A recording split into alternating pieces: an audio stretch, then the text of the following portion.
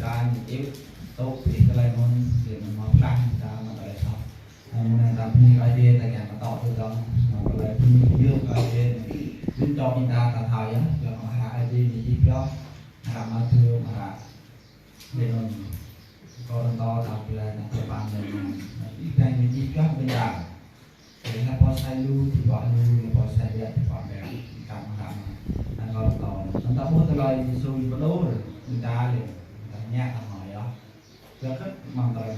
đi xui để có thể tao tốt là sang ngon tao bố chọn bố bỏ xong nó tao bụng mét đó tao mình nhẹ thì tao được mỏ món này tao lại idea cái mình chẳng hạn chuyên kiếp góc mình ta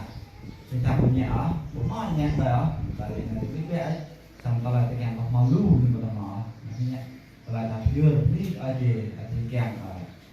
tập mo thì mình tập dưa như tập như chung đầu anh lại thì càng chẳng mình em Việt Nam tập em tôi tập ba tôi mà lại thì chi góc này càng tập từ mo này chân luôn càng để tham này tập từ mo cái idea đó trong tập như idea như cho người ta là chú cho nó biết nhé.